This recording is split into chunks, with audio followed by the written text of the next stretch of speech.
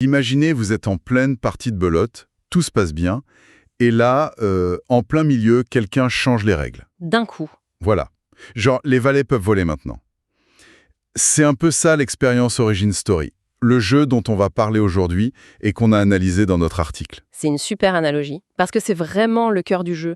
On a cette promesse un peu folle de mélanger un jeu de pli très classique avec la création de super pouvoirs. Et la question qu'on s'est posée, c'est est-ce que ça marche? Est-ce que c'est un coup de génie ou, comme on l'écrivait, un immense n'importe quoi ludique? Alors, pour comprendre, il faut commencer par la base. Le jeu, au départ, il est presque rassurant. Oui, un jeu de 52 cartes, 4 couleurs. Cerveau, vitesse, force et amour. L'amour comme à tout mettre. C'est une touche assez poétique d'ailleurs. Donc on est en terrain connu, quoi. Mais c'est un piège. C'est une fausse sécurité. Exactement. Parce que tout de suite, le jeu ajoute les cartes histoire. En fait, ce sont des super pouvoirs qui viennent tout casser.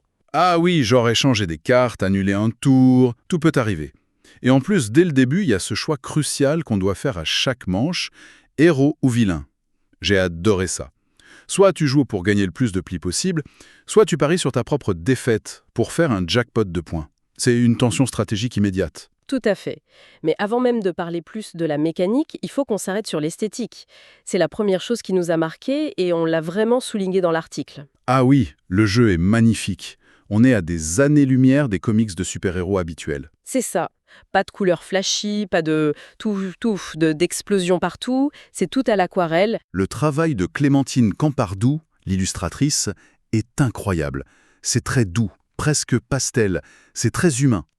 Et ça, pour un jeu de super-héros, c'est un pari. Mais c'est une réussite totale. Ça lui donne une identité visuelle unique.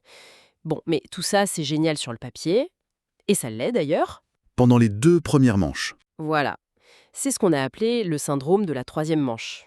Ah, le fameux syndrome, explique-nous ça. Mais au début, tu construis ton personnage, tu combines tes pouvoirs, tu te sens intelligent, t'as une stratégie.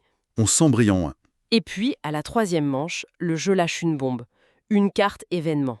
Allez à toi. Et qui change les règles pour tout le monde. Exactement. Donc, ta super stratégie que tu as mis 2 manches à construire, pouf, elle peut voler en éclats. C'est hyper frustrant, ça. Ça peut l'être, et tu ajoutes à ça les 3 ou 4 pouvoirs que chaque joueur a accumulés, et là, la partie devient juste illisible. On passe plus de temps à essayer de comprendre qui fait quoi. C'est ça. Attends, ton pouvoir annule le mien, qui est contré par son effet. La stratégie, elle disparaît, ça devient de l'opportunisme pur. Ça me fait beaucoup penser à Flux, un jeu où les règles ne cessent de changer. C'est drôle à un moment, mais... Mais ça devient vite un joyeux bordel.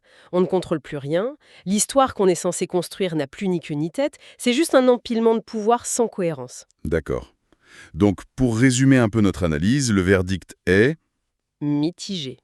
très mitigé. D'un côté, il y a des choses qu'on a adorées, l'audace, le visuel, le dilemme héros-vilain.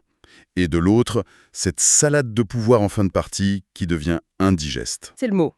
Du coup, c'est un jeu pour qui? Clairement pas pour les puristes des jeux de pli, eux ils vont détester. C'est plutôt pour les gens qui aiment le chaos d'un Munchkin où le plaisir c'est de voir les plans des autres s'effondrer.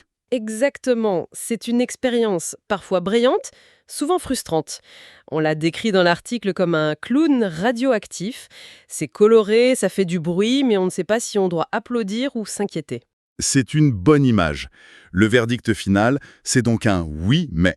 Un oui mais avec de grosses réserves. C'est un ovni ludique. Imparfait, déroutant, mais on ne peut pas lui enlever son originalité. Et c'est peut-être ça la conclusion intéressante. Dans notre article, on terminait là-dessus. Dans un monde de jeux qui se ressemblent tous, l'originalité, c'est déjà un super pouvoir. Et ça pose une question plus large, en fait. Est-ce qu'une originalité imparfaite, un peu chaotique, n'a pas finalement plus de valeur qu'une mécanique parfaitement huilée, mais sans aucune surprise?